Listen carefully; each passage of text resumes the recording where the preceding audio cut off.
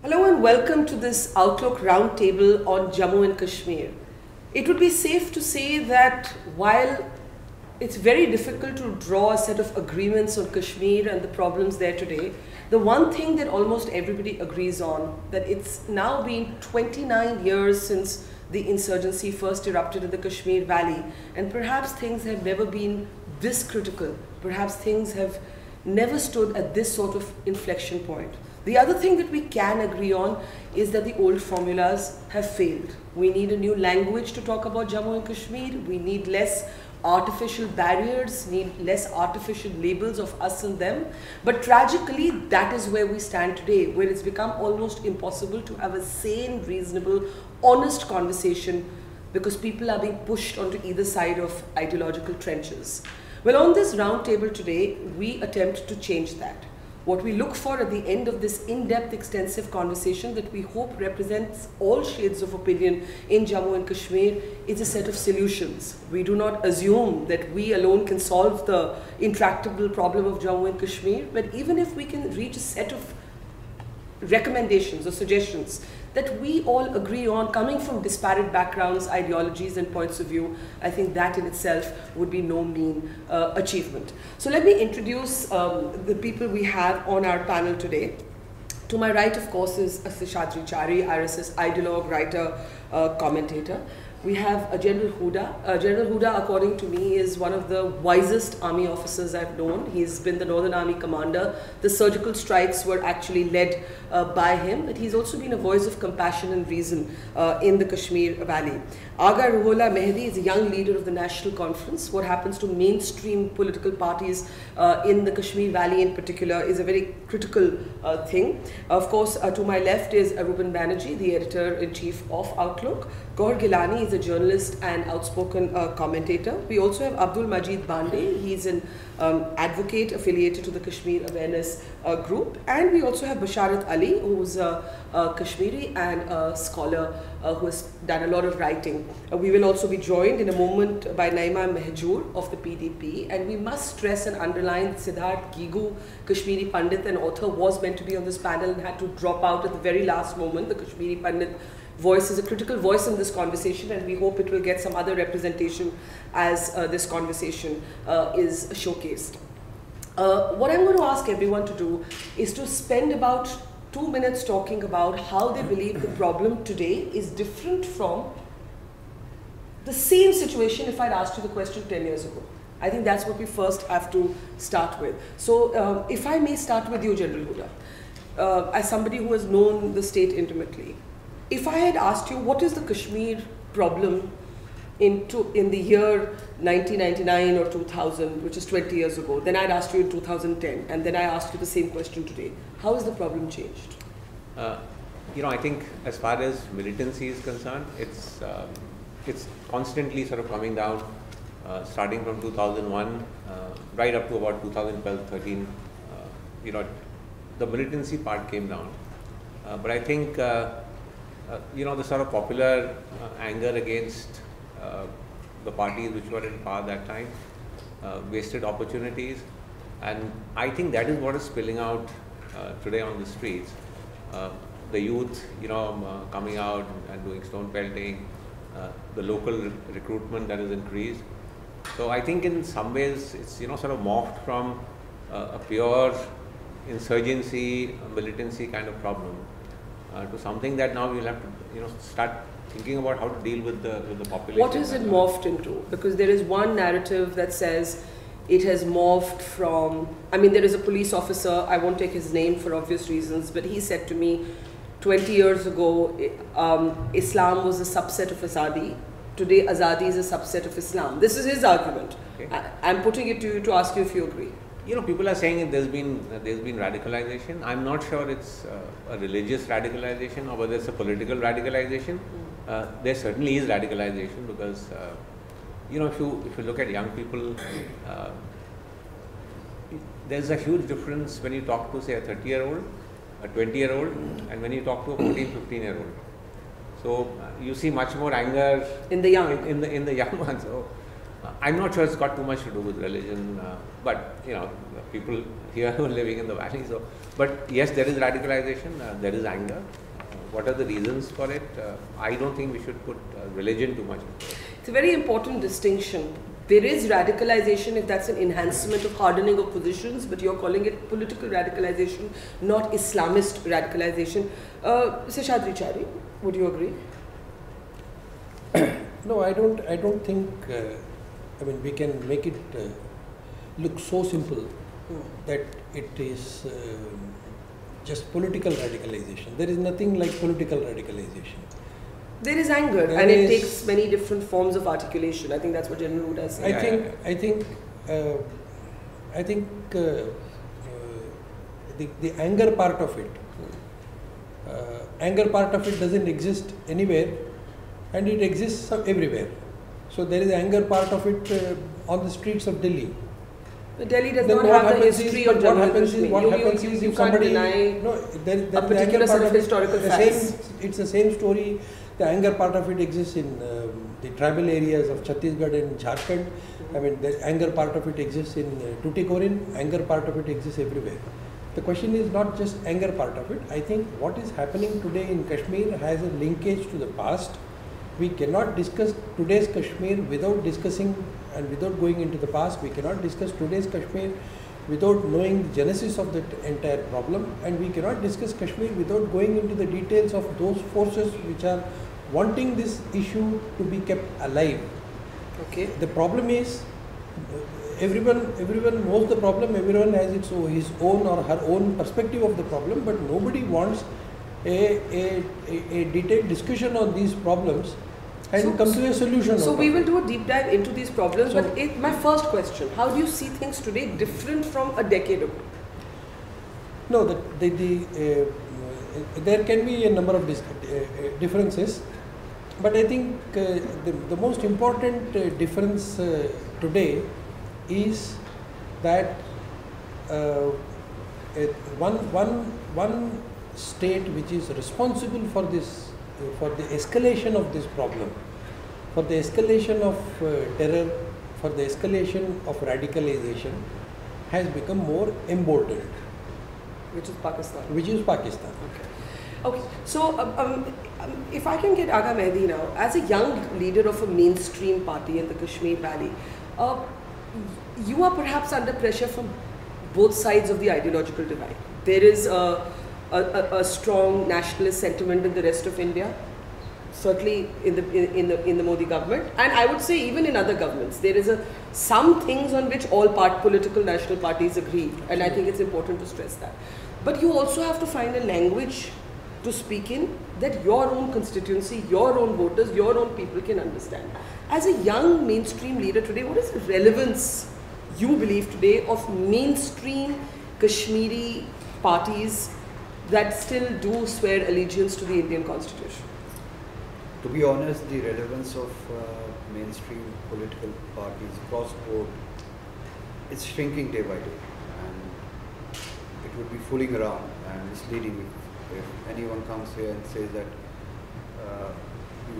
the mainstream parties are as relevant as they were 4 years ago. They aren't, and it becomes very difficult for us to sustain in this atmosphere where New Delhi, let me be very blunt in my opening remarks, where New Delhi commits mistakes repeatedly, and unfortunately we have to pay for the acts which are beyond our control. Can you give me an example of a mistake that every government in Delhi has made again? For example, yes, I would start with Umar Abdullah's government, which recommended, and unfortunately we had a Home Minister in Delhi who agreed to revoke APSPA, head of the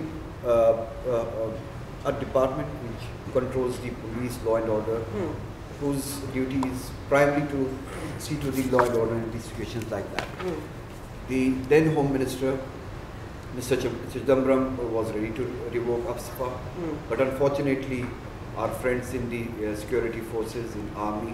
Actually, it was the rest of the cabinet. He was shot down They- on his proposal by the rest of the Congress-led government. I just want to make this clear that this is not only a Modi government policy. On the input of the security forces, which unfortunately prevailed at the end of the day and took the wisdom of the cabinet. Okay. That's my point. Then the input of the security forces outweighed the wisdom of then Home Minister, who had the confidence of Chief Minister, and the Chief Minister went to the extent to suggest that at least start from Srinagar and Budgam, which are comparatively better districts in terms of law and order and militancy. One mistake, they took the credibility away from the. So just hold that thought, because one of the things you've said is that a repeated mistake is that there are solvable peace initiatives like selectively withdrawing the Armed Forces Special Powers Act. Before I come to the left of my panel, I just want to get General Hooda briefly on this.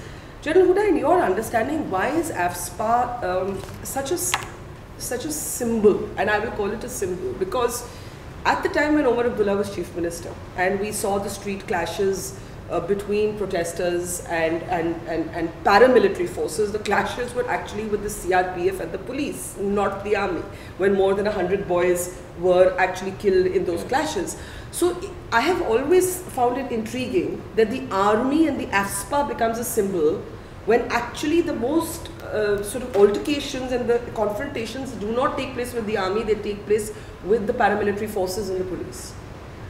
You know, as you said, it's become a symbol, it's become something to sort of talk about. I think the larger issue is not whether we remove AFSPA or we don't remove AFSPA. I think the larger issue is, has the army done its role in J&K and therefore can withdraw from there? Because if AFSPA is withdrawn, automatically the army can't operate. I mean, there is no legal basis for the army to operate. So have we moved to a situation where we can say, it's purely law and order, the police and CRPF can now deal with it, and therefore let's get rid of the army. And if that is the decision taken as far as the government is concerned, I'm sure the army doesn't have any problem with it. What do you think? But you can't say, no, What do you think? I mean, you're free to speak more openly today, you're not in service anymore. What do you think? I think it hasn't transited actually to a law and order situation. Forget the Kashmir Valley. You look at Jammu region. Yeah.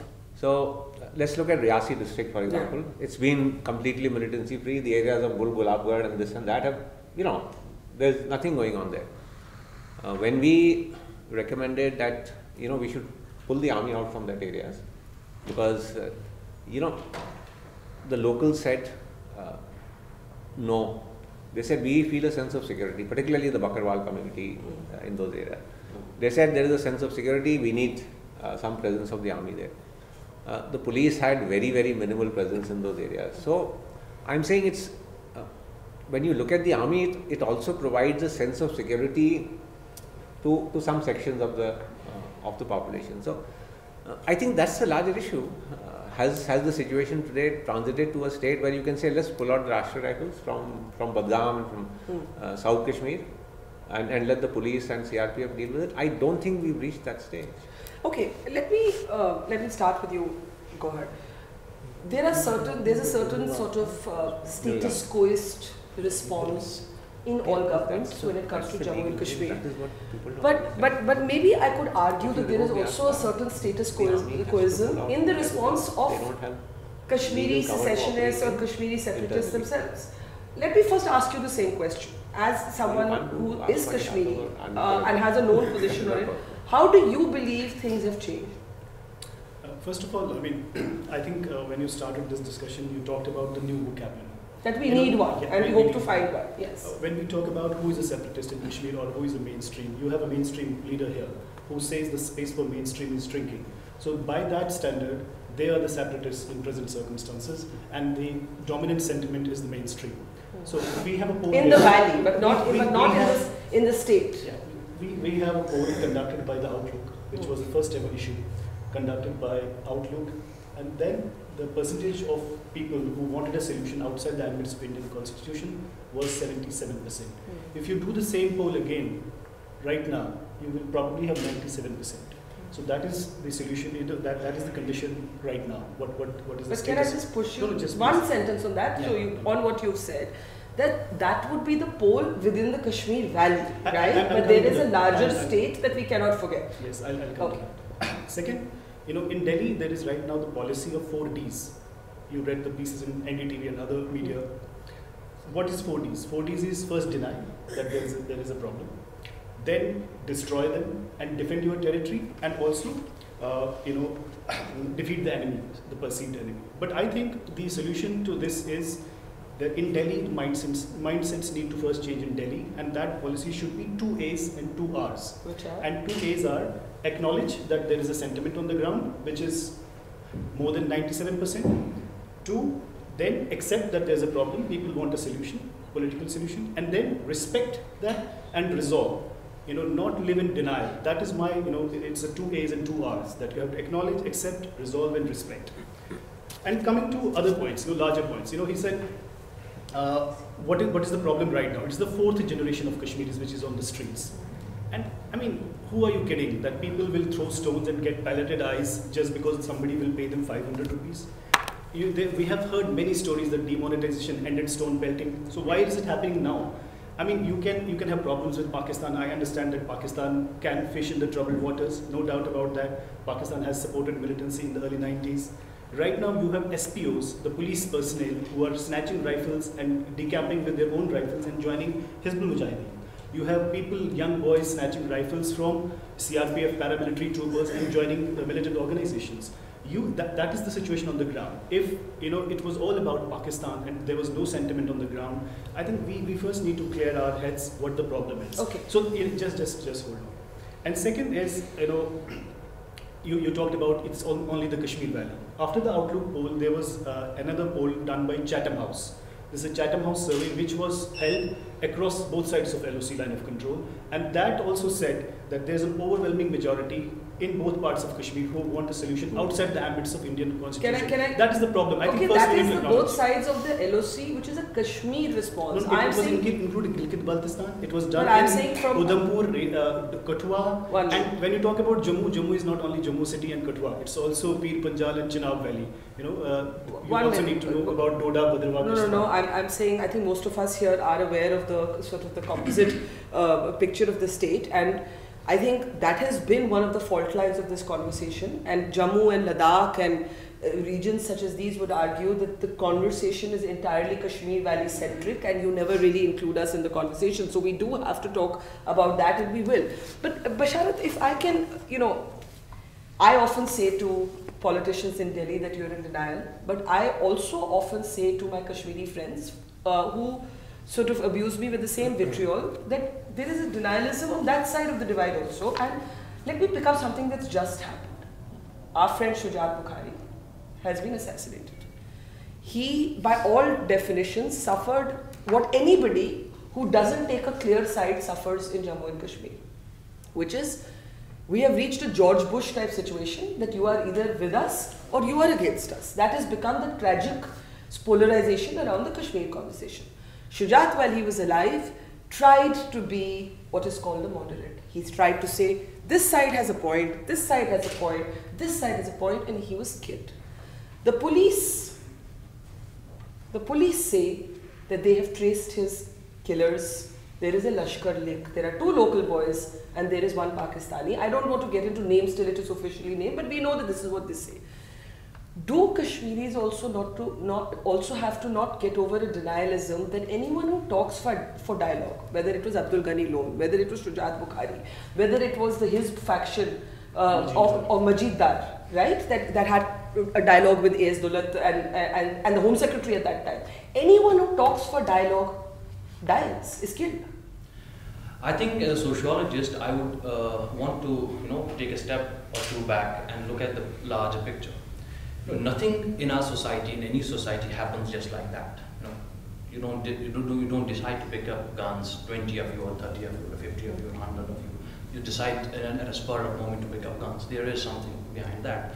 No, I think there is a need to talk about the networks of social, political, religious, student organizations which existed before the beginning of insurgency. What was their role? What was the conversation at that time? What were they asking? What were they demanding? What were the points they made out? And why is it? And what happened? 29 years after which we started from, that insurgency started, that people started to take off guns. The point is, and there is a lot of academic work on this point, that just like elections, insurgency is a manifestation of a collective will. It's a collective action at the end of the day.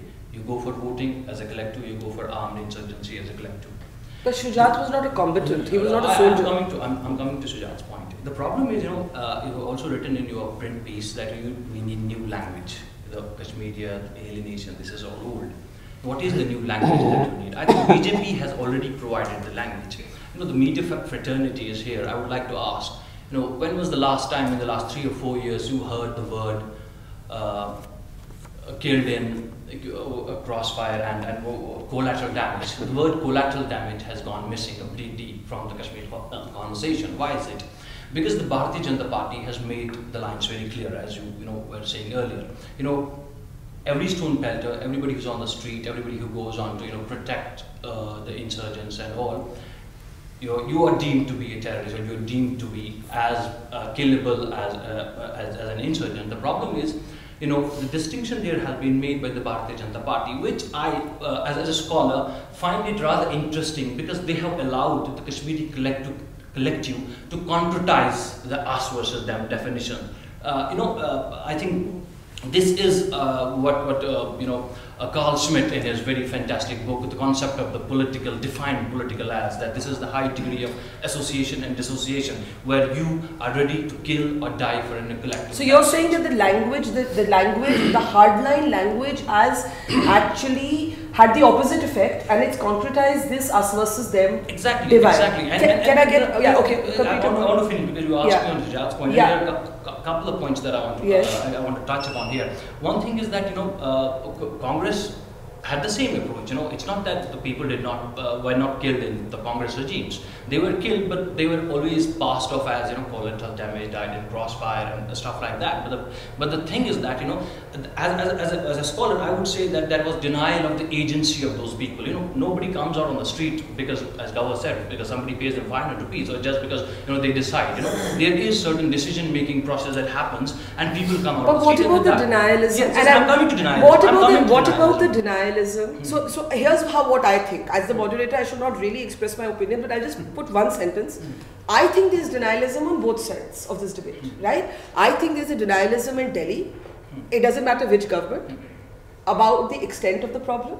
And I think there is a denialism. I have many Kashmiri friends who will call me privately and say, we believe that the Lashkar killed Shujat, but if we say this openly, we will be killed too. I have friends, I cannot out their names, but they have written this to me. And they have said, if we say it, we will die. I think there is no problem, maybe Basharat will not say, I will say, people have been killed by state as well as non-state actors. There is no doubt about it. Non-state, what is Lashkar? Non-state, What is the non-state Lashkar? militant organization. There have been killings which have been done by the militant organization, and there have been killings which have been done by, for example, take Advocate Jalil Andrabi's case, and then take a parallel with Shujat Bukhari, for example. If there is enough evidence, because police is now refuting, which was yesterday, what came out yesterday. They're not refuting, they're just saying wait for us to go official. Wait for us. They're not to refuting go it. official, and Yeah. media is making opinion on their own. So let's wait. But take both examples. If we talk about Mirwais Umar Farooq, let's also talk about Jalil Andrabi. Who killed Jalil Andrabi? Major Avtar Singh, who fled to California and then he shot himself dead also.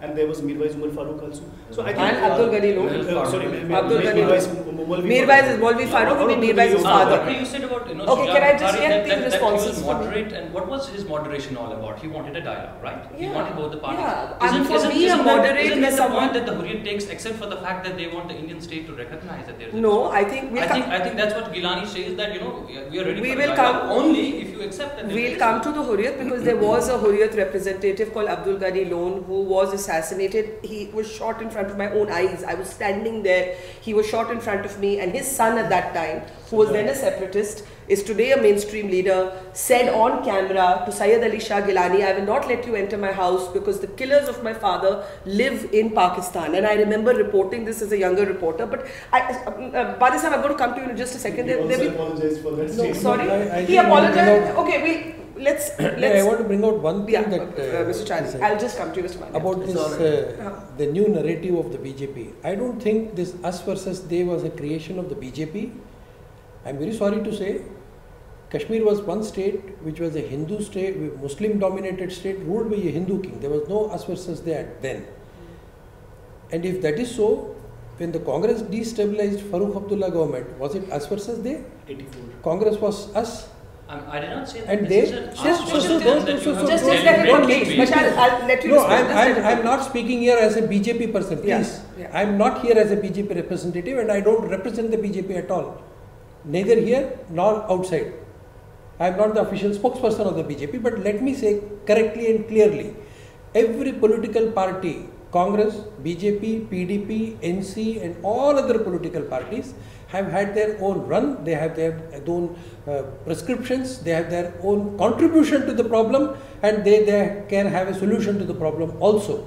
So it's not the question of us versus they, it was created, but yes, that existed in many places in India. The question is how you deal with it and also how you deal with the idea of separatism that emanates from this kind of a situation. In the early 50s, there was a huge agitation in Tamil Nadu, the state from where I come. I was teaching Hindi in Maharashtra and Bombay. I can speak 8 languages of this country, but I never said that Hindi should not be imposed on people. But at the same time, imposition of Hindi on Tamil Nadu became a huge issue, so much so that there was a demand for a separate Tamil country. And the LTTE problem was linked with this. There was a huge issue of separatism. But now it is behind the back of all of us. It is gone. And it was in 1962 during the Chinese aggression, it was C.N. Annadurai who publicly gave a statement saying that this whole idea of separate Tamil Nadu is all bogus. I give it up. As a party, DMK will not support it.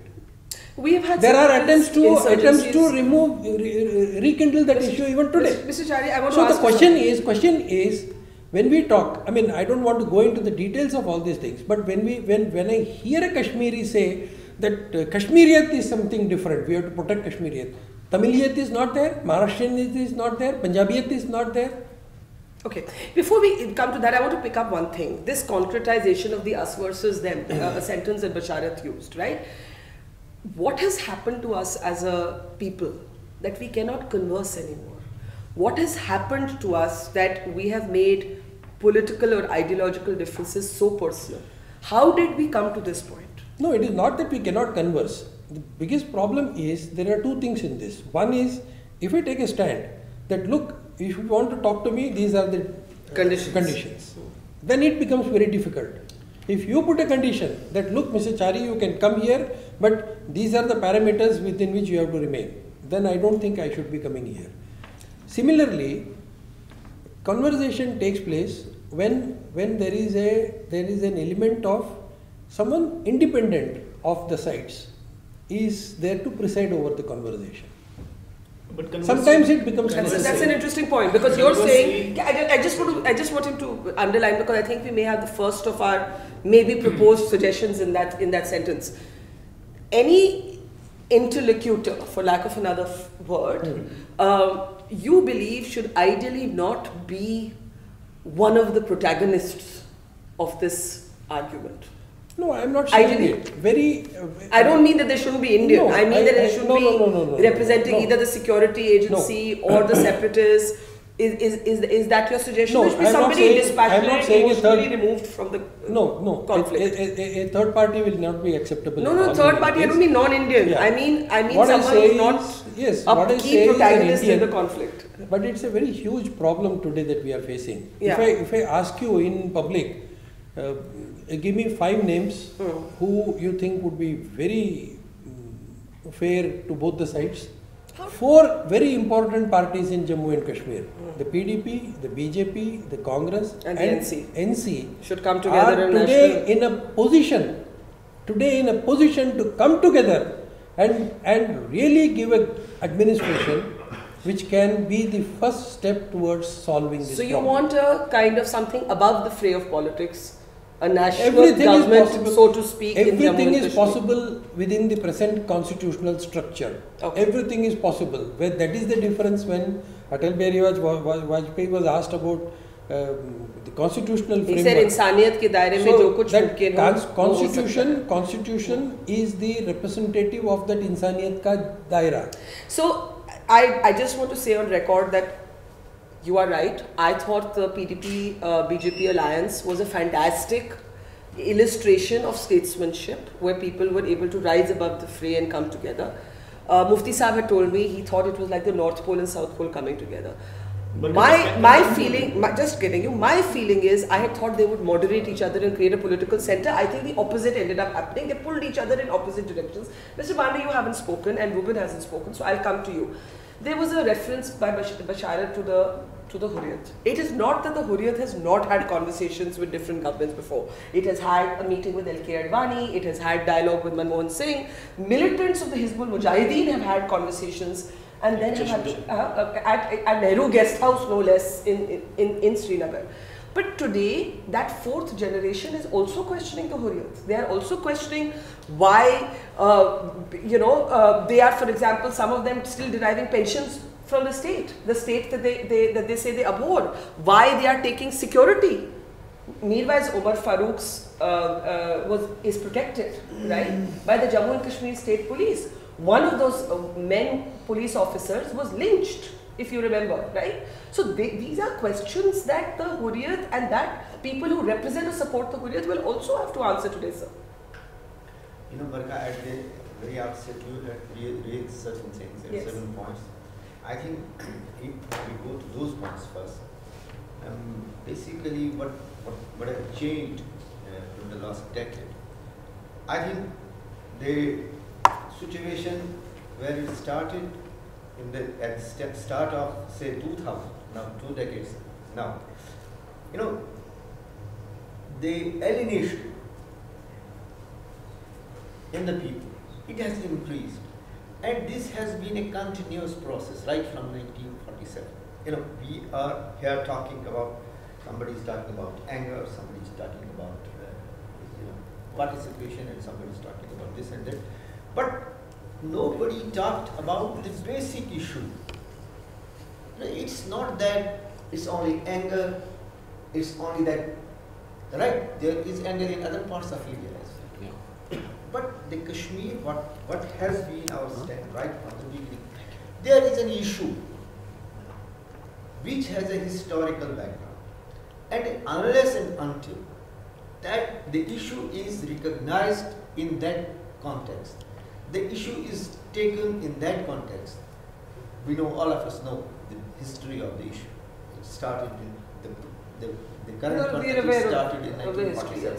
So, unless and until the bull is taken by its horns, unless and until. But sir, doesn't everyone have to take many bulls by many horns? Yeah. Everybody only wants the other side to take their bull by the horn. My point is, if we are denying this factor, if we deny this factor, there is an issue which needs to be resolved. It's not that. I'm sorry to my point. complete your point, but I totally. Okay, you complete your point. What is your point? My point. There is a historical dimension to the issue. Agreed. And there is a need to end denialism. Agreed. But what about my question? Yeah, and then I'll come to you. Okay. And then, unless and until that issue is taken in that sense, we talk about the people of Kashmir, we talk about the state of India, we talk about the state of Pakistan. Unless some sort of process is not started somewhere, where all these parties are involved, and then try to reach some point which is agreeable to everyone else. Okay, but you haven't answered my question. This is okay. I agree, but I asked you. And one thing more, because one thing more, as you rightly put it, that all the past approaches they have failed. Yes. So far as Kashmir is concerned. Yes. I say 3 things. Bilateralism has failed, whether it was between India and Pakistan, it has failed. Whether it was between New Delhi and Srinagar, it has failed. Also, that the policy of suppress people, and they will bend to their knees, it has failed. And then selectivism. But that selectivism all sides are guilty of. That's the point I'm making. I said that too has failed. That you put somebody there and try to make things through him. It has failed. Now I think But you had, at this point we have to, at this point we what have, about the credibility of the Hurriyat which you have not answered? Whether Hurriyat or no Hurriyat. Okay. Hurriyat or no Hurriyat. Yeah, can just give me one second. Let me complete Hurriyat this or no point. Hurriyat. It's not the question. The question is about the issue, the entire issue. So if whether we accept this as an issue, this is the time. Okay. So if we don't accept it, I want to get Ruben. then Ruben the hasn't things spoken are at all. as they are. Ruben hasn't spoken at all. Ruben, you've been, it's a difficult conversation. And it is a difficult conversation because actually there's very little that people agree on. And the selectivism that has been referred to is a selectivism that almost all protagonists are guilty of, in my opinion. But there's one suggestion that has come. It may be a hypothetical suggestion, but Seshadri Chari says in Jammu and Kashmir, forget politics, forget 2019, forget BJP, Congress, NC, PDP, have a united government. Possible, like that's definitely a suggestion which we can consider and take on board. It's something at least new, covers new ground. But see, the entire concept of having this discussion in the first place is like we realized in Outlook that we have been going round and round in concentric circles, talking about the same things, possible cliches, like Kashmiria, this, that, but doesn't really take us any forward. So, and I think I agree with my co-panelists that there is definitely anger, and anger exists everywhere else in various forms and degrees. But what really perturbs me is the sense of possible alienation in the valley, which possibly is the tipping point which serves. And we haven't done us any good over the years or the decades. Because we haven't really taken it forward, and all sides are guilty or culpable in this. Like we haven't really tried to break this impasse. Like we have been talking the same cliches, which so everyone is solidified. And then now at the end of it, we have very hardened positions now. So what is the balm? What is the solution? What is the way out? So I want to get General Huda. I want to come back. Okay, can I get General Huda? Or you want to quickly respond in one sentence? Can I just? Yeah, just now, just one second. I promise I will give everyone equitable time. I will go to General Huda now. One sentence from you and then General Huda. I think this whole issue of alienation which we are talking about, I think that is also a very misunderstood terminology. That is also cliche. And if we are talking about a new vocabulary needed on cliche. all fronts. There is nothing like alienation. You don't think it's alienation? All right. I don't see. I was just looking at it. In the last 16 years, the central government has given 1.14 lakh crore grant to Jammu and Kashmir. And the central grant to Jammu and Kashmir amounts to 54% of the state's revenue. That's exactly 54%. And the Jammu and Kashmir has had a Congress government, it has had a PDP government, it has had Mufti government, it has had every government. The first time it had a PDP government also. It was not 100% BJP government, but it was there. But in spite of 1.14 crore grant in the last 16 years, if there is no development, let all these parties head their hands down in shame and not talk about alienation. This is nothing to do with alienation. You're saying it's a failure of governance? Everything is to do with governance and people who have interest in that.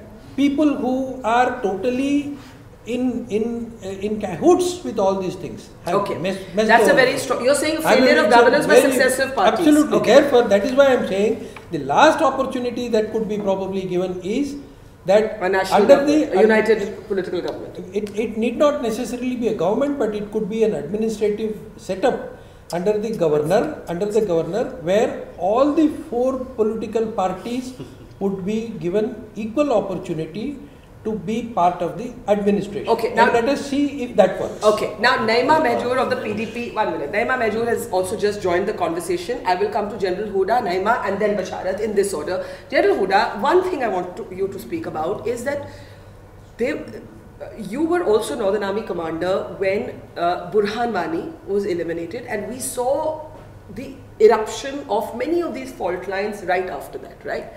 And I remember at that time, you having to do what actually politicians should have been doing. I remember the press conference that you held, and you said it is time for all of us to sit together and reach a conversation. And what I find very peculiar about these labels, national, nationalist, anti-national and national, I think politicians that have failed Kashmir, if anyone is anti-national, it is them. Because what they're doing is they are sending soldiers to die, they are sending soldiers to manage their problem, they are sending soldiers like yourself to have to step in to do what politicians should be doing. I think soldiers are carrying the cross for failed politics in Kashmir. No, Barka, that is true, because it's not a secret that the security situation has been brought under control a number of times. Yeah. From where I think as you're saying, some kind of dialogue could have begun, because we tend to look at this whole situation in pure security terms. So once the situation comes under control, we say, see, violence levels are down, and therefore we don't need to do anything, because abhi to sab theek hai. Correct. So that's where, the point about Mr. Chari, have that sort of a government with all the political parties in place is an excellent idea. Unfortunately, I think the problem is people have also lost faith in the political parties. That's right. That is why you see absolutely no outrage once the government has fallen. There's governor's rule. I don't think there was outrage, I think there was celebration. Yeah, so people are quite happy. So I think... I said that it is the first breakup which people of Kashmir enjoyed. I thought it was the first thing everybody agreed on except Mr. Chari, who believes I think there is an opportunity here. Yeah. Frankly. Yeah. There is an opportunity that if, the governor's rule can bring in some good governance, try and bring some calm to the streets. I think that would help. This is not the first time we are having a governor's rule. And if you think a state can always be perpetually be administered only through a government's rule. No, he's not saying that. He's talking about an interim measure where politics has failed to reach a cohesive... I'm saying let's take this opportunity. Sir, can you talk a little bit about that press conference? It's a very important thing, and for people who are watching this, reading this, there was turmoil on the streets of the Kashmir Valley after Burhan Wani is eliminated.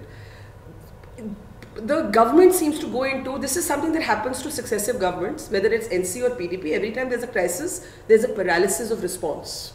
People, it's almost as if politicians forget to talk to people. You led, I mean, it's so striking, there's so much talk about AFSPA hatao, ye hatao, wo hatao. According to me, the wisest, most reasonable voices come more from the army and less from the politicians. That is my view. When you sat there and you held a press conference and you said, let's all talk. At that time, did you not feel the irony of the position you'd been placed in? That you were actually initiating a dialogue that belonged to the political domain. That even that cross was yours to carry. See, it was just, honestly, it was the right thing to do. Let me also admit that nobody told me to go. Yeah.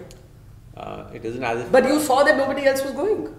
I mean, whatever you might say about the military, and I know there is a lot of demonization of the military. Not by me, but certainly I am demonized because I say this. I'm generally saying it. We are clear about our role and responsibility, which is try and bring the security situation under control so that governance can function. Yeah. That's clearly how we see our role. And things were looking bad after Burhan Wani's killing. And so I just thought it was the right thing to do, to go and say, let's everybody calm down. Yeah. Everybody was, sort of encouraging this, including the Hurriyat. They took great advantage of it. That now here's the opportunity. So I said, let's just everyone just sit and talk together. That's it. Naima, you've just joined our conversation. The end of the alliance. There are people like Mr. Chari who think it was a bad idea. Should have been given more time. It was an illustration of political statesmanship for once, but most other people believe that, it's good that it ended. Now what next? What is the future for mainstream parties? And parties like yours, who spoke one language when in alliance with the central government, are you going to go back to your calls for self-rule now? And will that have credibility when you abandoned those calls when you were in government? Do you two not?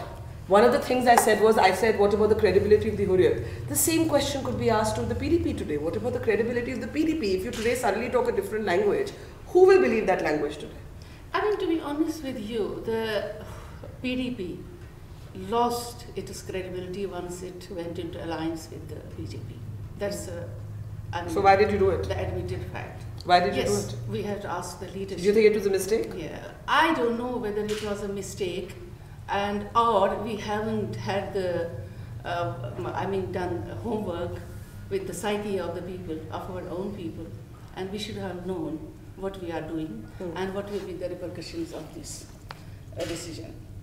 But I think the experimentations done by the government of India time and again has not discredited this mainstream politics here. Has not. Has not only discredited. Oh, it has not only discredited mainstream politics in JNK, but it has also silenced those voices which were very important voices and which have credibility in the society and which could have played a lot of role in bringing people in a process of engagement, whether it is a peace process, whether it's a healing touch, or whether...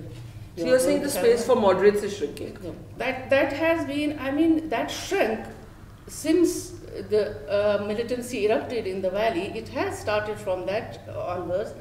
But recently, for the last 3-4 years, if you see, the policies, the attitude of the government of India and the confrontational attitude, it has shrunk all the voices, including the mainstream politics as well, politicians, because they couldn't speak to people. After Burhan Wani, post Burhan Wani, if we see, I mean, the legislators who were elected representatives, they couldn't go to the people, what's happening here. But look at the response of the PDP government when Burhan Wani is killed. The Mehbooba Mufti at that time, your government, the PDP and BJP government, took no ownership of that decision. For the police, they said it was a regular encounter. They had a tip-off, there was a militant hiding here, they went and killed him. That's every time happening. You transferred I don't mean you, but SM Sahai was a senior police officer who knows Jammu and Kashmir like the back of his hand, was transferred out of the state simply for saying that the chief minister was aware that Burhan Wani was killed. There was no ownership, there was no political ownership of that decision, which is exactly how politicians leave security forces to carry that's a general perception among the people of Jammu and Kashmir. What? That there is a remote control in Delhi, which is being played every time, whenever there is a problem. How can the state government not own that decision? I don't know if you are speaking on behalf of PDP. I'm sorry. You may belong to that party just as much as I belong to BJP.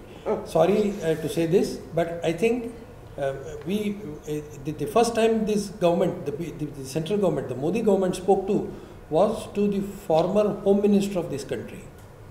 Former Home Minister of this country, Mufti Saab. Yeah, then he also snubbed him in Srinagar when he came there, and Mr. Modi snubbed him. How can a state government not take ownership of a police encounter? I don't understand that. I think the state government has to take it and let not political party. This is what happens. Every political party thinks that if I do this, what happens to my constituency? What happens to my voters? Will I get voting? Will I be voted back to power after 6 months or after 1 year? Or am I going to lose my constituency? Why can't we reach an agreement that Kashmir should not be an election issue?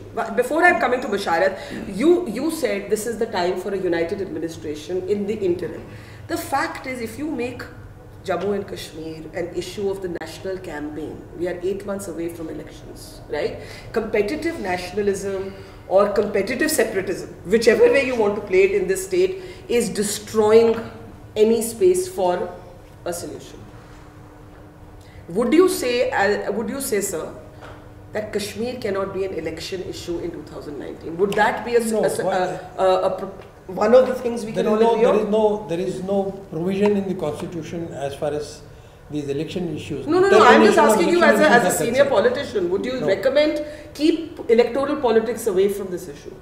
That's all we can make a suggestion. It is for the political parties to accept or reject it. That is a different issue. And even if a political party officially accepts it, but individually the politicians start speaking about it, you cannot force.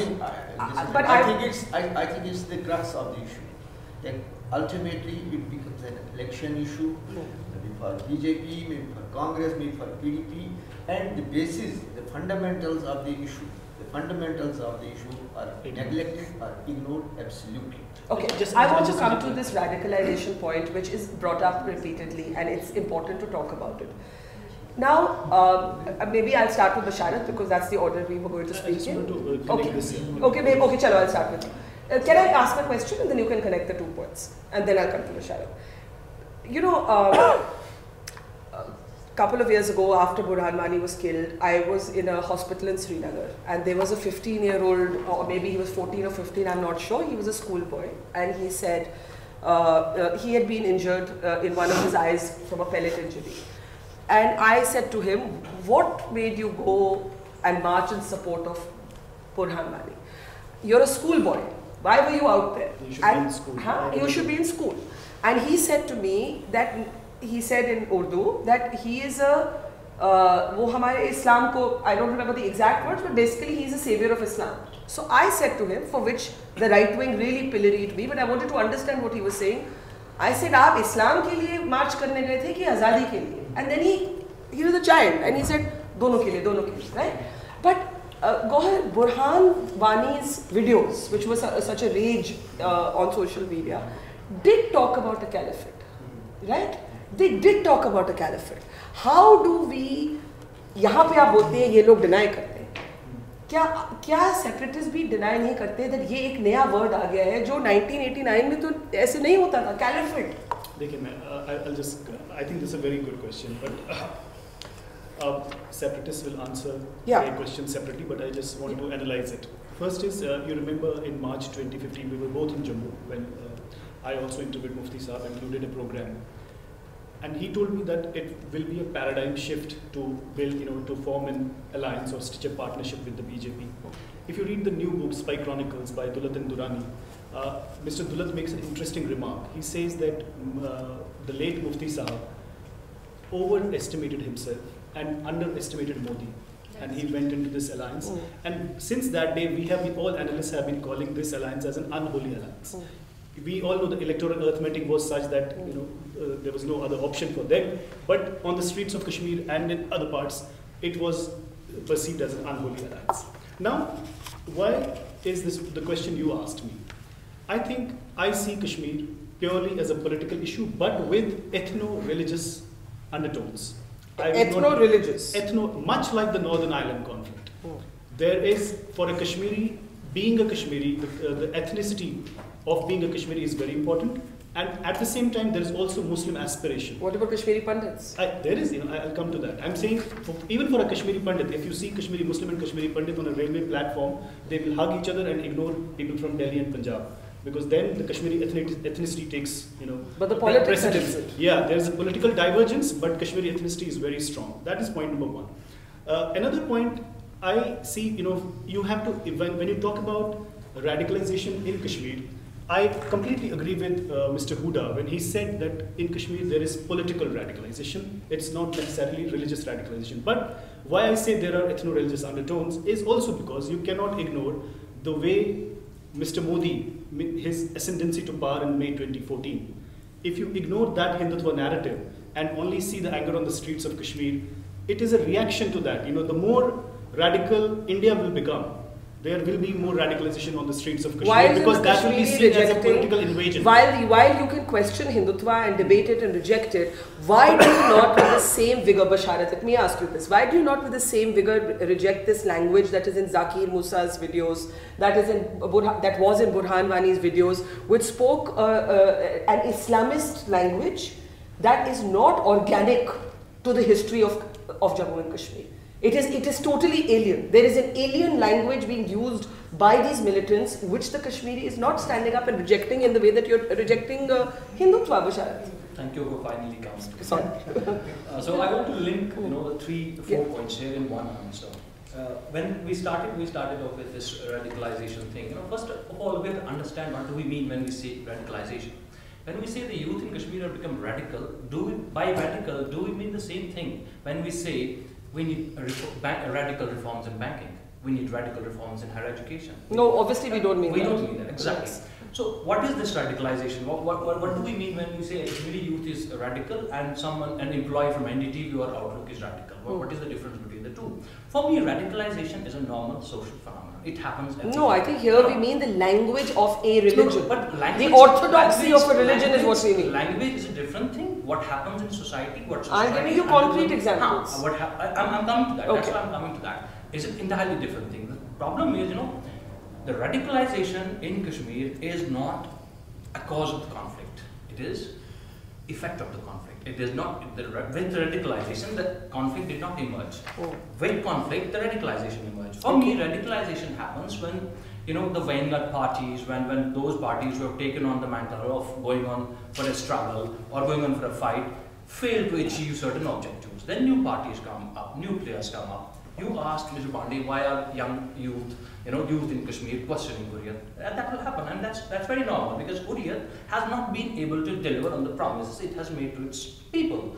That's why do young people speak a double speak in the Hurriyat for taking security and pensions from the state? I don't think so. There are debates on social There are debates on Let me finish.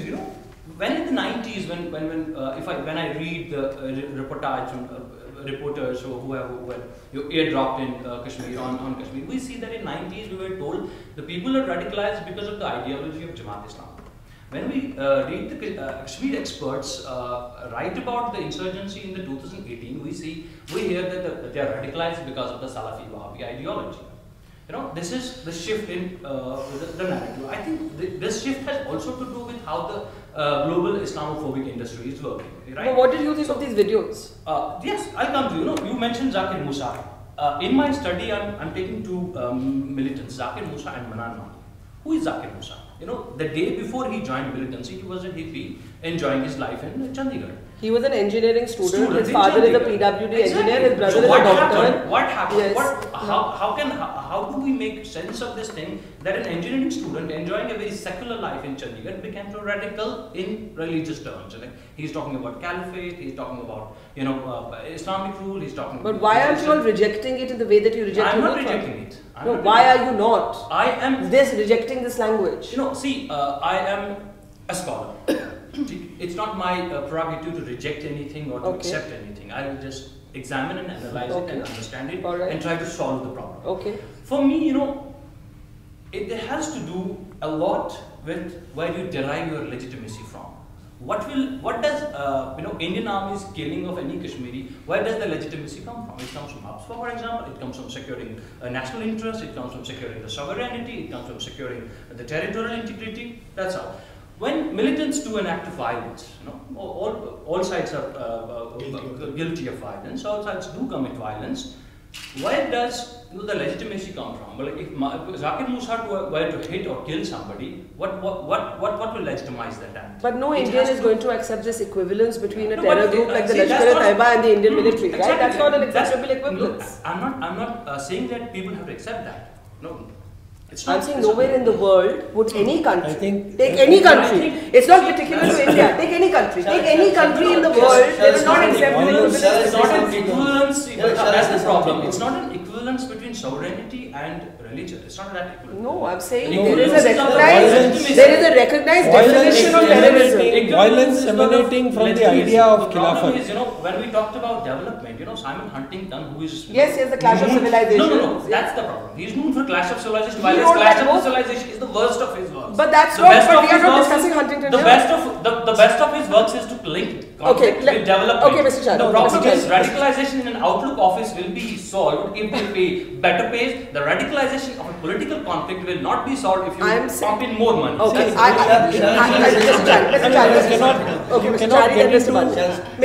Chadha. Yeah. No, see, we cannot get into the semantics of these words. Yes. Let us be very clear. when we talk of fundamentals of science, it is not just the same of talking about the fundamentalism of, say, a religion.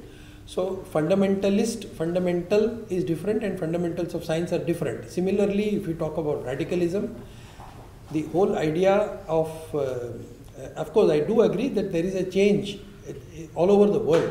A new phenomena is taking place. Arabization of Islam is having its effect in a number of countries, and India, Kashmir is no exception. How do you react to his formulation? I forgot which one. Gaurav Basharat said that there is that Hindutva politics is also feeding a counter Islamist radicalization in Kashmir. No, that they are feeding off each other. Again, we are going back into some of these cliched Hindutva politics. What is Hindutva politics? What is Islamic radicalization?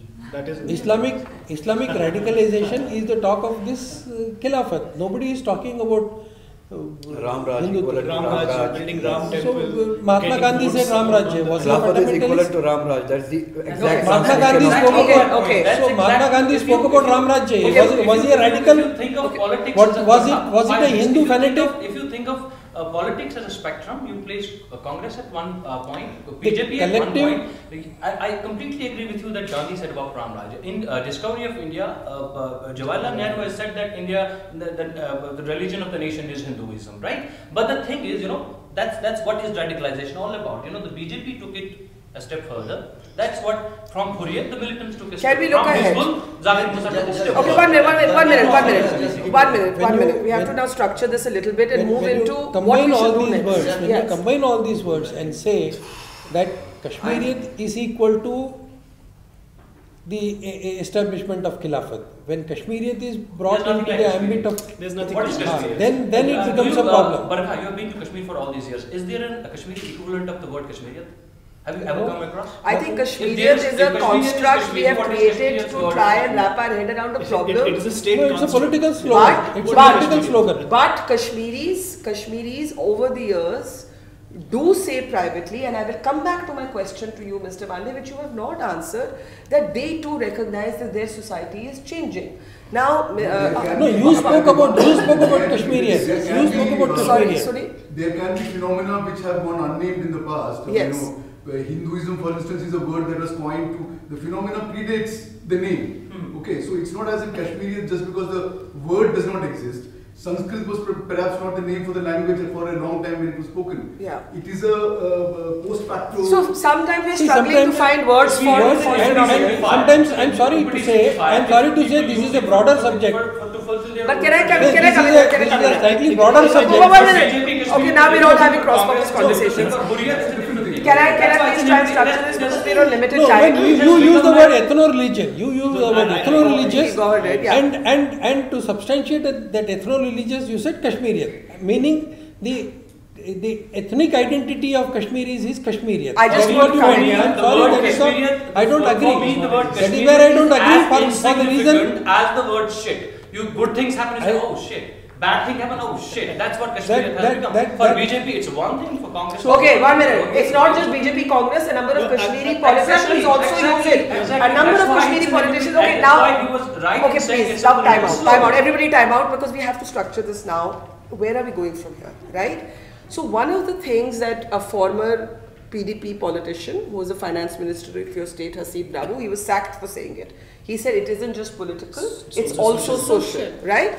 And he made the argument, 1 minute, let's please calm down. He made the argument that there is a social compact in Kashmir that is breaking down. When the all-party delegation went to meet the Hurriyat and Sitaram Yechoori and Asad Owaisi and others uninvited went and Syed Ali Shah Gilani shut the door in their face, Mr. Drabu at that time said, Kashmiris don't do it, our society is changing, we are changing. So my question is, just as Delhi needs to self-reflect, does the Kashmiri society, go ahead, is there some moment of self-reflection needed? Let's put this question out there. In the early 90s, there was a party called Allah Tigers, you may remember. There was one gentleman named Air Marshal Noor Mohammed. And there was an attempt, which was an audacious attempt to impose a certain kind of code of conduct, how women should behave or what kind of dresses they should wear. And also there was a ban on movie halls and cinema, in Kashmir. Which have not come back to this day. But that was rejected by the majority of the Kashmiris. And when loosely what Kashmiriyat is, I agree with Basharat, there is no such term in as far as academics are concerned. But what was Kashmiriyat for a Kashmiri? How it was loosely used was when I also grew up. I had a Kashmiri Pandit friend, one of our best uncles we called Upinder uncle, who was in Ranawari in downtown, and both families would go to, for example, a shrine in Khanyar. And they would pray together. They would also tie ritualistic threads together. That was the kind of a Sufi influence that Kashmir still enjoys. And why is that, why has that taken a kind of a beating right now in this atmosphere? It's also because, if it's a social problem, what Mr. Drabu said, For example, what is happening right now in India, that people are being lynched on the suspicion of eating beef. Is it not a social issue also? Of course it is. Apart from but there are many people who are calling it out. But where are you calling out the lynching of a police officer? Similarly, if you see, when DSP Ayub Pandit was lynched, there was an overwhelming rejection of that incident. Nobody condoned it. Everybody condemned it. Bashar, you remember? Yeah. There was outrage on social media from boys and girls, and even ISIS. You see how much criticism there is on the social media about Zakir Musa's ISIS thing. People are calling it hooliganism. It's not that Kashmiri society is accepting it. Now, but why these players become important is because there is stuntsmanship. There is no statesmanship. Kashmir needs a political intervention. If there is no political intervention, such forces will, become relevant. Okay. Now Aga, Mehdi, and Naima haven't had a chance to speak. I have to give them some space. I think this point is very important that you made. We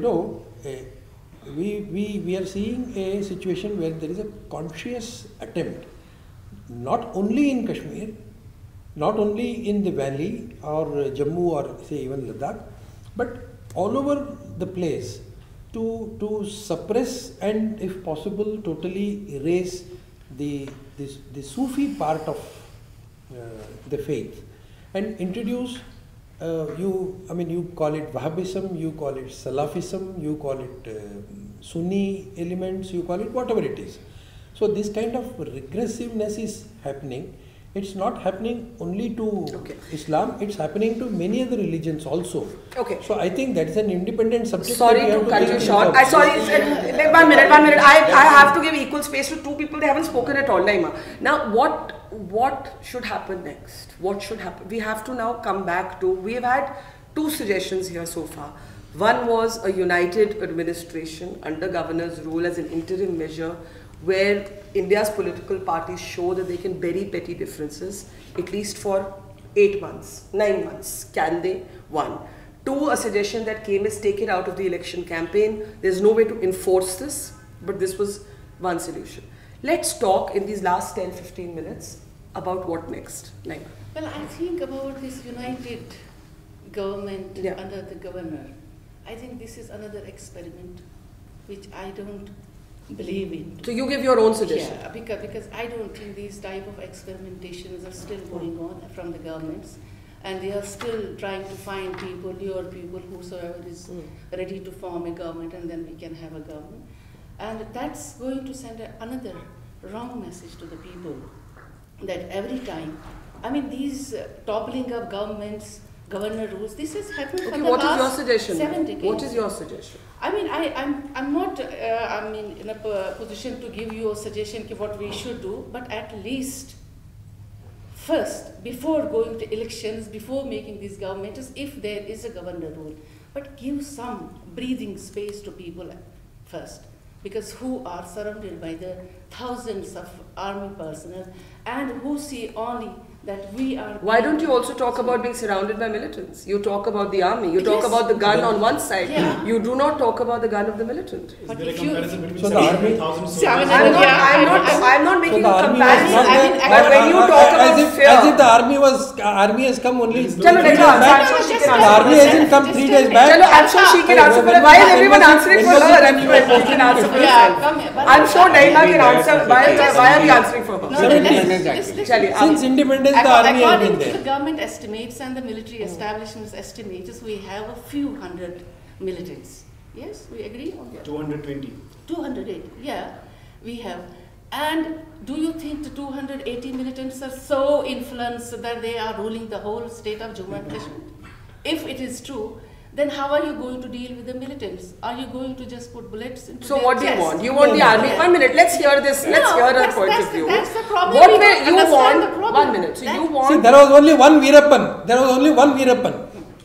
The entire army and the police and the administration of 3 states of this country was after him. It's not that I you just cannot don't compare. That's the problem with the establishment. The They content don't is the total understand. Man, failure you of were the administration. establishment for You 3.5 were the years. You were the PDP was the establishment. You cannot establishment. pretend you No, were not the you have And establishment. Mehbooba's father was a home minister. You have to give us Farooq freedom Abdullah was to a minister in the establish central local cabinet. establishment. Omar Abdullah was a minister Naima ji, in the central no, cabinet. no, What are we but talking you about? have- Naima ji, Listen to your me. politics Absolutely. cannot change in 5 days of having left the BJP. Okay, that's a bit It's not disingenuous. changing. I'm telling saying one thing only. No, one should be. I think one should be candid about this. I've been saying that this is North Pole and South Pole. For me, BJP and PDP, this is a match made in heaven. They're made for each other.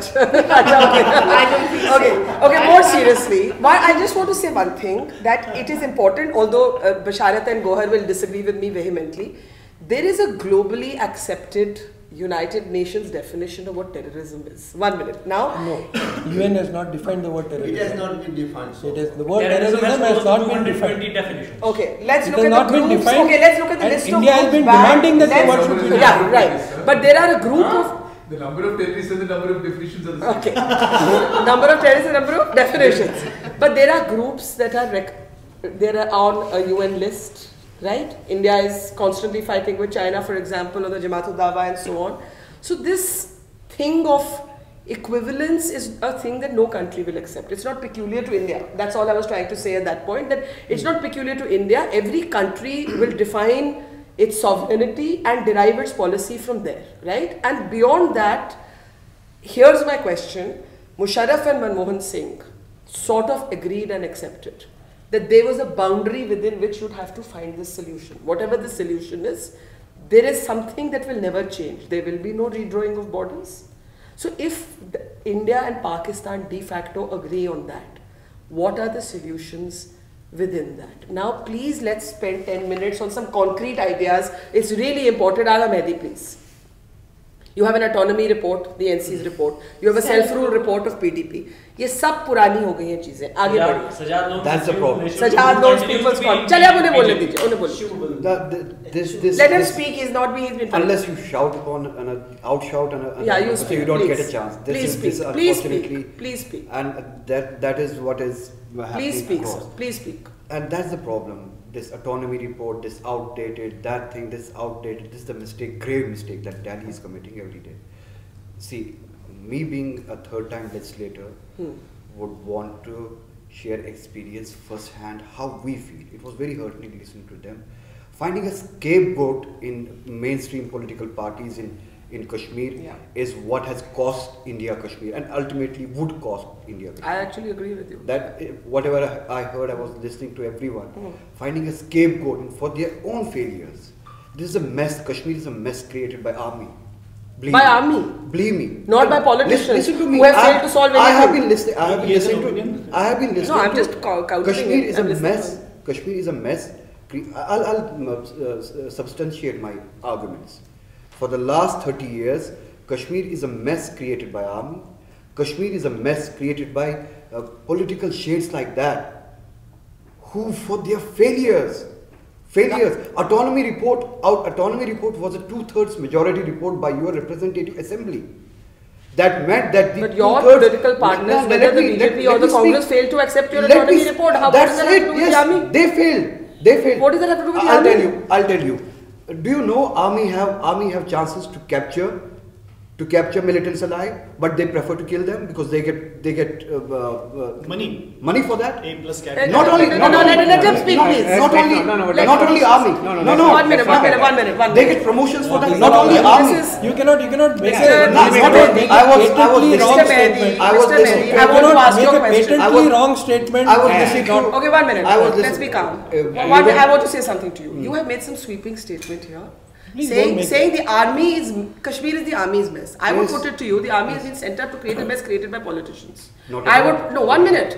If elections were rigged, they were rigged from Delhi. Okay? Yes. If elections were rigged, they were rigged from Delhi. Yes. If autonomy reports, if governments were toppled, they were toppled from Delhi. If autonomy report of Mr. Farooq Abdullah was rejected, it was rejected by your political partners, be it the BJP or the Congress. In Delhi, what does any of this have to do with the army? That's not our fault. But how is it the army's fault? That's New Delhi's fault. That's New Delhi's fault. What happened in 2010? Why did we have this summer unrest? The muscle fake encounter. That encounter, the politicians did not conduct. We didn't carry out that. The muscle fake encounter. Do you know the facts about Kunun Pushpura? That act that politicians did, we have to pay for that. We are ultimately... You also pay for it by going into deep freeze and have your leaders not coming out in the press? Now listen to me. the irony is in Kashmir we are symbols. We are symbols. We are symbols of New Delhi, and in New Delhi we are symbols of India. Suggestion is yes, accept the voice that comes from the elected representatives. If you have faith in your own institutions, otherwise do not hold elections in Kashmir. Call off this drama. If you do not accept the voices of elected representatives, if you do not credit them, if you are on a campaign of discrediting please give a concrete suggestion. I will. Concrete. Concrete.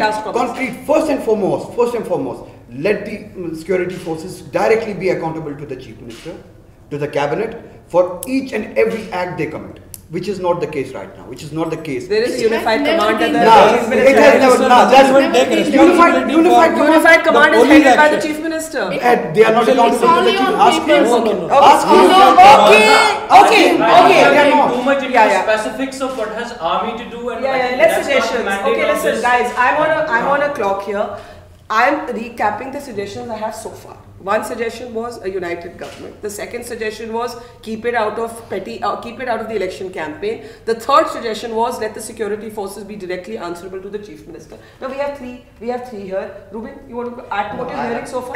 No, I'd like to know from each of the panelists because they represent a certain section or a voice.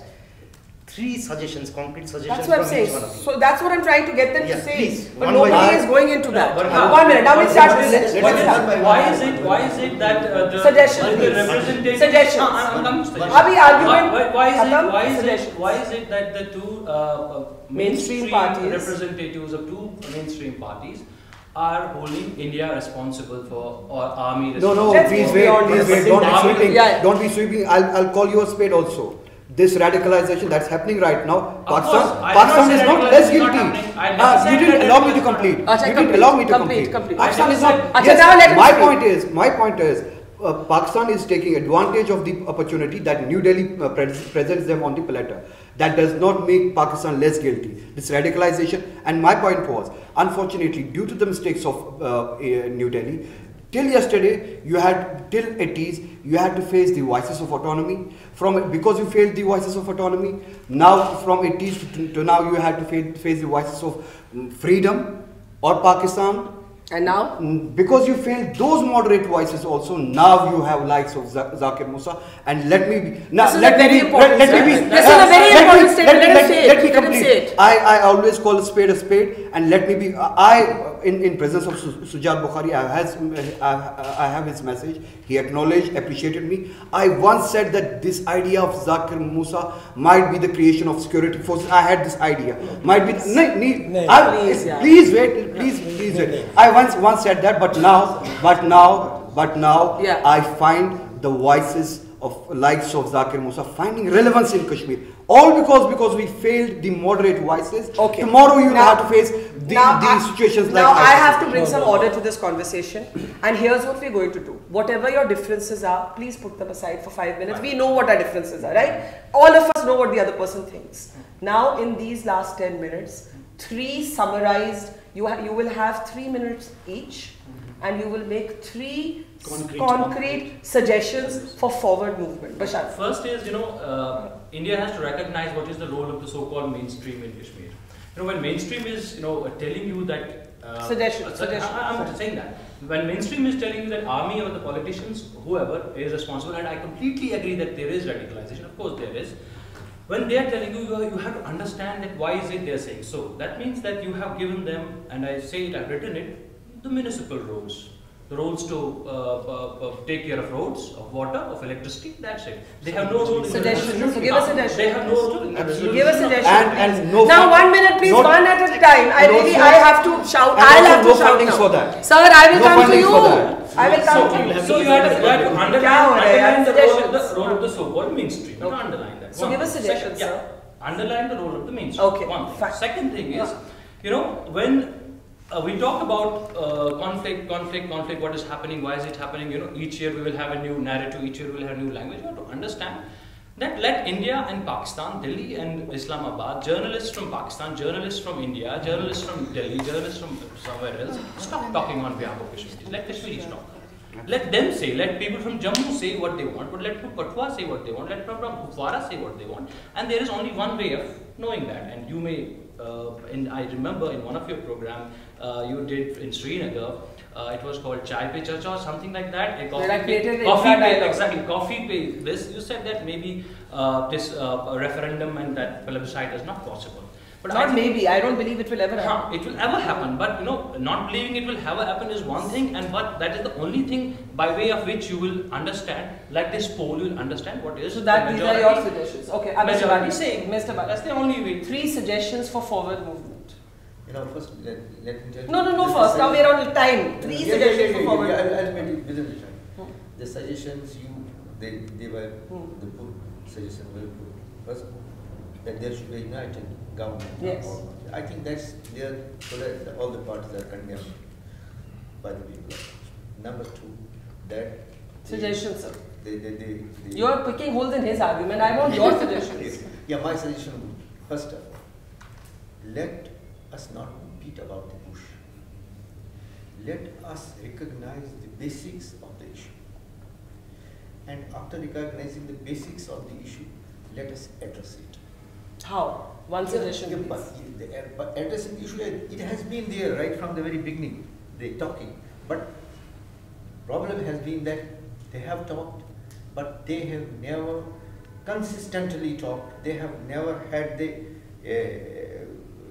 courage and had the intent to carry it forward to a conclusion. Only experimentation. Right from Delhi, so far as this Kashmir is concerned, experimentation was done. So what is your suggestion? My point is, let's start a dialogue process with the state of Pakistan, with the people of Kashmir, so that... And Jammu and Ladakh. People of Kashmir. I mean people of Jammu and Kashmir. I mean people of Jammu and Kashmir. Yes. Kashmir means Jammu and Kashmir. Ladakh as well. Okay.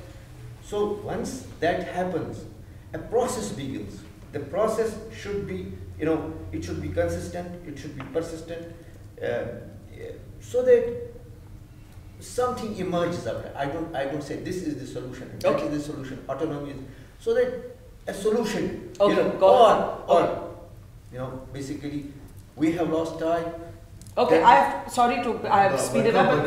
May I interject with just one supplementary question, which can be addressed by them as part of the solution finding, or I think they may be better equipped to perhaps clarify exactly what the issue is, rather than coming up with a, let's say, technocratic kind of solution. And yes, so what Bande Saab keeps talking about, the core issue, we are not addressing. I can understand that. God can take that because there is a little bit of an avoidance from the Indian mainstream about addressing the issue. But the issue, when what exactly is the issue? I think the issue is. Let me just wind up. The thing is that what he is talking about is a legal history and a political history. What Chari sir said earlier. There is a point where what Indians are unable to actually comprehend is the exceptionalism. Why not, you say Kashmir is a rumor or something of that sort, and what is a civilizational argument? So the problem with history is just like photography. You have a frame, you will operate in I have a watch. Different. So I think I missed you. I only made 2 solutions. Okay, make your third. The third is there's a slogan. There's a slogan in Kashmir which Barkha must have heard a million times. They say there is only one solution. What is the answer? People respond, gun solution. I think the only people who believe in gun solution right now are the spokesmen of what they say, Operation All Out. Because all other options have 1 minute. Now we're all talking at cross purposes. I think the issue will also, to answer Sunil's point, will be defined differently depending on who you pose that question to, and it probably, the truth always lies in the middle. It's probably shades of many aspects. There are certain Mr. Balde, basic realities about let God pick up from where you left off now. God, please suggestions. I'll give 3 concrete suggestions from my point of view. Yeah. I think in this age of anger, there is tolerance for radical ideas. Yeah. I think my suggestion number 1 would be, as a mature democracy, India should agree for a third-party mediation, much like the Northern Ireland conflict, and try if Good Friday Agreement can work in Northern Ireland, why not in Kashmir? That is my suggestion number 1. Number 2 is, You know, even in the British Parliament, there were parliamentarians who said what we did in Brexit and Scotland, that experiment can be done in Kashmir with Pakistan on board. Why not? These are my two concrete. And third is that New Delhi must stop stop investing in 3 families in democracy, that is the Muftis, Loans and Abdullahs, and also stop using Kashmir as a laboratory for experiments like Hindutva project or any secularism and idea of India. If a new mainstream politics is needed, is a new separatist politics needed also? Absolutely. I think Hurriyat, much like the mainstream, especially after Mr. Dullad's book, much like the National Conference, that the Intelligence Bureau has long been in touch. Much like the National Conference and the PDP, these guys are also losing credibility in Kashmir. They also are losing their vote because they are also not in touch with the ground. Because I want, let me intervene this. They have no touch with the reality. I think the basic issue is that, as you were talking about the caliphate and all the more radicalization, I think it's because of the denial of. Okay, Mr. Shobrat, I'm sorry you're joining us at the end. So 5 minutes more. you take, we're almost wrapping up, but I'll come to you. Naima, suggestions. Yeah, I think the Please be concrete now. We're talking these vague generalizations. Please give ideas. No, I think the dialogue should start from Kashmir, Jammu, Ladakh, with intra-dialogue and intra-state dialogue. Yeah, that's must before going to Pakistan or any other agency going to intervene into all this. Because there is a lot of mistrust between Jammu, because this alliance was to bring all the 3 regions together, but it has gone otherwise. Jammu is on the other line and we are on other. So before going for bigger dialogue, we should definitely go to the Kashmir, Jammu, Ladakh. An internal state dialogue. Internal dialogue first, and then with the Hurriyat as well, and with those saner voices which are in Kashmir, but they are being ignored. I don't know why. Are they also not being, before you came, we spoke about a voice like Shujat's, which was silenced, right? Now you have said again and again. There are so many more saner voices like Shujat, who are ready to, contribute into the peace formation. So strengthen and the another movements. important thing is that women has been ignored throughout these dialogues and the processes. That's a good point. And why does she? She should also be part of this dialogue process. Women, the voice of the Kashmiri whether women. it is at a state level, whether it is a... I think that's an important... 2 more women. It's an important point. Okay. It's always been felt that the militancy is a little masculinist in its language and does not. But what do women feel is a conversation, is a voice we have to have. The funerals are offered, women are okay, in the front let's row. go. Let's go for suggestions. 3 points. So suggestions, please. I really request all of you now. Suggestions. 3 point suggestions. Don't expect the elected governments or representative mainstream parties of Jammu and Kashmir. Don't expect them to represent Delhi in Kashmir. Instead, respect their representation of Kashmir in Delhi. That's okay. Respect that. Okay. Fine. Therefore, let them be autonomous. If you don't give autonomy in its shape, let the governments of Kashmir be autonomous in their action. Therefore, give them more authority. Give them more authority. Okay. Let security forces report to them. Let them be accountable to the governments in place. Let them have bigger role. Number 1, start the dialogue immediately. Otherwise, you will have more of likes of Zakir Musa. With the Kashmiris, across boards, start the dialogue immediately. I would talk about the development part of it, that the first point would cover that. Okay. In terms of development also. He gave the figure, but he didn't give the break of the figure. His lives would fall apart if he gave the breakup. No, let me complete. Are you saying there's not enough money? Let me complete. Are you saying there's not enough funds? There are not enough funds. Pages of Isn't that a failure of governance? There are not enough funds. I can give you the breakup. This is never a show funds. I was talking about governance. Acha, chaliye, let's move on. People on this. Let's move. Aga Mehdi Sahab, what are you saying? What do you mean about fund? What is one point? You gave 2 concrete points. Now make your third No, point. this was about the first point. He spoke about how there is perhaps denialism in all of the sort of very polarized conversations that are happening today, that all sides need to stop denialism, acknowledge, self-reflect, reflect on mistakes. But we would like from this conversation some things that we can all agree on, that maybe these are suggestions for forward movement, so the stalemate can be broken. Since you just joined us at the end, your thoughts, and then I'll take concluding remarks. Well, I think we should not target at solving the problem. Okay. What should we target? We should be looking at managing the problem. Okay. Which has been done for the Okay, let him speak. He has to be allowed to speak. Managed it for the- Naima, please. You know. Let's be democratic and let him at least. You can disagree with him by all means. Solving the Kashmir issue would require a policy, Okay. which I don't think the country has. Yes. Right? But Okay. managing the problem will not require a policy, it requires certain skills. Certain skills. are required. Okay. What are those skills? Maybe previous generation had some better skills. The current generation doesn't have good skill to manage the Kashmir issue. I think, like me or like any other Kashmiris, nobody hates India. Nobody hates India. But liking Indians is a different thing.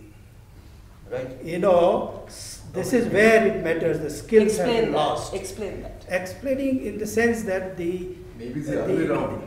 the perception about India, land of rishis and munis and all that thing from Kashmiri perspective. From my perspective, this is a land of my God. Buddha was born here, so therefore I cannot have this nation. But what does it mean when we talk about India? I have to deal with people. That people, I don't think they are good enough Indian. They have lost their own So when you sense. say managing and you say there's an absence of skills, what skills? Of course, people, I Basharat think- and Gaur I said think, stop managing. The problem is that you've been managing instead of resolving. Yeah. But do you believe I in think, for example, I can give you one instance. Yeah. For example, last year there was an opportunity to make one Kashmiri, probably Farooq Abdullah Saab, as the Vice President of India. Okay. That could have bought some kind of a space. Let him speak. He's as entitled to his view as you. Yeah, come on. You know, I'm Let him talking from a national perspective, Yeah. international Let him perspective. speak. Yeah. You would have gained some space, some time to project, by some piece. At least 5 years you have managed it. Yeah. Yeah, that would have served the Yes. purpose of Beyond 5 international years, you think community again, would I'm not Please be- let talking him about solving speak. the He's problem. just. That is much Why like are the you all post-retirement shouting rehabilitation down for an individual Mr. who wants to Dinesh speak? Sharma. Let us That's a not- post let us You not must allow suppress- him. Just let because us you not disagree with suppress him his doesn't mean he voice. can't Let- speak. let- Yeah, please, sir. let him talk. Otherwise, I think Yes. the Kashmir problem He is a has desirable problem. own- What do you mean desirable problem? It's good. It's For good. whom? It's good problem for the is there. nation. If Kashmir goes away, I will also go away. Does What it do you- mean that Kashmir problem should be solved in that way? What you mean? They have I think, vested interest in because keeping of it alive, Kashmir, is what you're saying. because of Kashmir problem, many other problems can be solved. So Explain that. it's a signal to me. What do you mean by that? I mean, still dare not talk about it. Look at the fate of Kashmiris. I will not dare to think about something like what Kashmiris are thinking. So in a way, I think it's something I feel is quite desirable. Varga, for there's the a nation. story, It front gives page a lot of story dividend. in Indian Express by Muzammil Jalil, which he started with a quote from a old Kashmiri fellow, who told Muzammil that, the problem with India is that in America they'll say it's a bilateral issue between India and Pakistan, but in India it will say, Pakistan, we are not interfere because it's our internal issue. Okay. The problem is that the solution will only come when you allow people of Jammu and Kashmir, Ladakh, from across to No, to I express don't think their we have opinion. any view on Kashmir issue.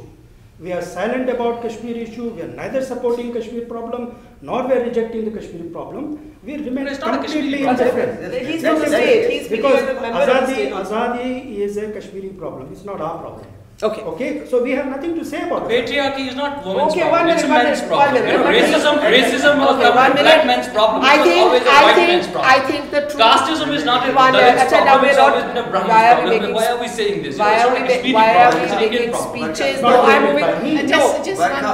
one no, question. enough One rhetoric. Varka, just- Enough rhetoric. We need suggestions. Yeah, yeah. 1 minute. I've heard all of you. I haven't heard General Huda and Professor Chari. General Huda. See, I think the way the situation is, let's be modest. Yeah.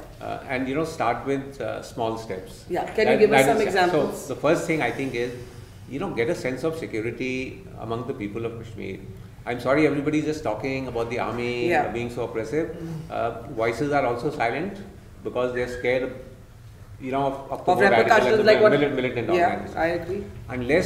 Unless the state can provide some sense of security, I don't think the next step can be taken. And therefore, you have to bring some calm to the streets. Please understand, while people who are looking from outside Kashmir, and they're seeing daily incidents of what is happening on the streets of Kashmir, it is also putting pressure on the government as to why are you talking and dealing with these guys. You know, those images have to somehow go away. And in that sense, I think the ceasefire for that 1 month was a very good thing. So please bring some calm to the streets. Start with that. She talked about an intrastate dialogue. I think it's hugely critical. In my time only, I've seen divisions between Jammu and Kashmir actually becoming much sharper. The Jammu people would come to you and say, this is how you need to deal with the Kashmiris. The Kashmiris would come and say something else. So you need to start an interstate dialogue. You need to talk. I mean, there is no doubt about it. I don't know whether we can start discussing self-rule, autonomy at this Would you stage. have extended the ceasefire if it was your decision? Yeah, it wasn't my decision. If it was? It wasn't. If it were your decision? I think it could have gone on for some more time. This whole business of Amarnath Yatra security can still be provided. I think it was sending a right signal. To me, the killing of Aurangzeb and Shujat was meant to trigger a breakdown of the ceasefire, and that's exactly what it did. I think we shouldn't have fallen into that, but again, that's what I'm saying. This is my personal judgment. I also think, let's be practical. Invoking Pakistan at this stage, I'm not saying India-Pakistan should not talk, but to expect that Pakistan is going to provide some solutions which will bring calm to the streets of Kashmir is absolutely living in a fool's paradise. They want the situation to simmer. They want the problems to go on. So at the national level, the two countries can talk about it. But if you say, get Pakistan to try and find a solution to what is happening today in Kashmir, I think today at this stage and the way things are, it is absolutely unhelpful. Sir, I want to just understand your last point. You say when soldier Aurangzeb was killed and Shujat was assassinated, these were trigger points to break down a peace initiative, and therefore, in a way, by withdrawing that peace initiative, we fell into their trap. Yeah, that's what I'm saying. Okay. These are very specific, small, I think doable. And lastly, I'm from the army, so just don't keep demonizing the army for everything. Yeah. I think today, among all the security forces, perhaps the best friends of the Kashmiris, if you take all the security forces, is the military, is the army. And as far as putting this under control, that under control, the police is under control of the state government. All civilian killings, 90% of them are being done by the police and not by the. Let's not reopen the whole disagreement. Yeah. We know our disagreement. Suggestions, Mr. Chari? Yeah, I will take up. I'll start from where he left about Pakistan. I think the elephant in the room is Pakistan. Somebody pointed out about the core issue and all that. I think we'll all go back, keep on going back to the core issue. And what General Gouda said about Pakistan is very right. If we expect Pakistan to provide a solution, I think we are barking up the wrong tree. So let us not talk about that. And there is, unfortunately, we have walked into this trap, this whole narrative that New Delhi, Jammu-Kashmir relationship and India-Pakistan relationship are two sides of the same coin. It is not. It is not. A capital N-O-T. Suggestion? Stop. A suggestion. So, as far as peace process with Pakistan is concerned, dialogue with Pakistan is concerned, it's a totally different aspect of it. Talk to Pakistan, talk to the elected government representatives of the Pakistan, and if the non-state actors and the military behaves otherwise, talk to them in the language they will understand, period. But don't mix these two issues. Jammu-Kashmir issue and Pakistan issue are two different issues. They are intermixed. I refuse this. There are enough material available on this. So I have to end actually. We know your disagreement. 30 seconds. We know this is total disagreement. I mean, maybe we can give it to him because Selective quoting of the UN, for example. 1 minute. The UN designates some militant organization as a terrorist organization because it suits New Delhi's narrative, then they will quote the UN. But the same UN report also recognizes the right to self-determination of Kashmir, then you will reject it. Point number A. Point number Yeah, two, you will have a parliamentary resolution that Pakistan, the part of Kashmir, and the Pakistan's administration is also our part. But then you will also say that Kashmir is an internal issue. I mean, these are contradictions. I have two more suggestions. Okay, he has two more suggestions. I have two more suggestions. And then we'll give you the last one because we do have to end. We can discuss this for 365 days and we won't reach a solution. Yeah. No, I have two more suggestions. Sir. But I'll come to what Mountbatten said in 1947. Please come on now. But we can't reopen the debate because I'm ending the debate. No. If you don't want me to reopen the debate. No. Give this a suggestion. Is the point I have made. You make suggestion. So please. We are now losing focus. My first suggestion is this entire narrative of Jammu Kashmir issue. The Kashmir issue and India-Pakistan issue are two sides of the same coin. Okay. Change that narrative. They are two different points. Okay. My first suggestion. Okay. For that, whatever one has to do, let us do. Okay. That's a long story. Okay. Second, these are my suggestions. You may accept. You can disagree with do whatever you want. Yeah. If you want, accept it. Go ahead from there. Yeah. Second is we have heard enough about this political solution to Kashmir problem. Political solution. What best political solution can there be other than elections? Then you don't respect elections are the political solution. Let every individual choose a party of somebody likes PDP, fine, vote for them. Somebody likes BJP, vote for them. And Ladakh, and I'm not. I don't know. I think Ladakh, the maximum number of representatives for national conferences from Ladakh, or where? Congress. Congress. So Ladakh has elected Congress.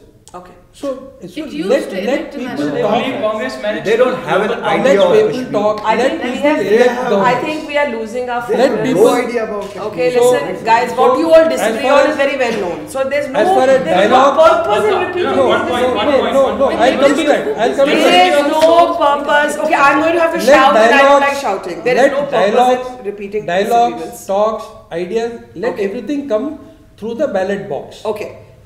Anyone who wants. So you are against extended. 1 minute. So you are against extended governor's rule. From that yardstick, I will understand because you have such faith in the elections that you are against extended governor's rule. Wait. I have to end. My third suggestion. It is. We have been talking for 2 No, hours. Let him talk. My third suggestion. Guys, if you all don't keep interrupting him, there's no point. You all had your say. You may have disagreements. Yeah, of course. But all these disagreements are also should be part and parcel of the political process. Okay, fine. Which is part of the electioneering process. I think my third suggestion. Wait. My third suggestion. My third suggestion, which I made earlier. My third suggestion. My third suggestion, which I made earlier. Conversation, it has to stop now. My third suggestion, which I made earlier, I repeat, under the governor, there should be administrative council. I am not saying a united government. I am saying administrative council which will represent all political parties of the state. Okay. Now, Naima, and now everybody, please. I am in the unfortunate position of having to moderate a very difficult conversation. What I think we can say is that at least we spoke. We didn't shout mostly. Little bit we did. If you want, you can. No, I think we do have to end now. I think we have to close this conversation because the disagreements are well established. The contours of disagreement are well established. It's the contours of agreement that we were trying to reach. And I think everybody agreed that denialism on all sides of this debate have to end. There has to be an acknowledgement of a problem before you solve it. We have different views on how to solve it. But I think there is an agreement that this is a critical inflection point, that the problem has been underestimated, the problem has been miscalculated, that yes, Pakistan is a player, but we have to talk about what can we do? There is a conversation to be had about Pakistan. Our suggestions have ranged from the small to the philosophical, right?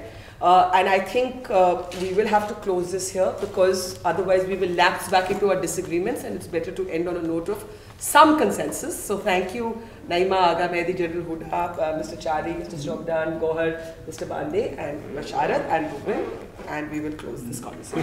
Thank you.